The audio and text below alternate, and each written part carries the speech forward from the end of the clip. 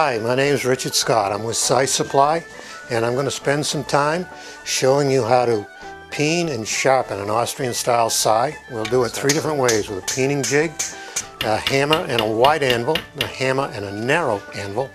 Then we'll take a whetstone and hone it sharp. And finally, we'll take some time and I'll show you how to do minor repairs on a damaged blade.